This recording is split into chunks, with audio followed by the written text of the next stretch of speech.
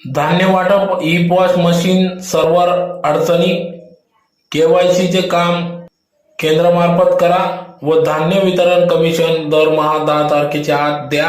धुळे जिल्हा स्वस्त धान्य दुकानदार व केरोसिन परवानाधारक संघटना धुळेच्या वतीने जिल्हाधिकाऱ्यांना निवेदन.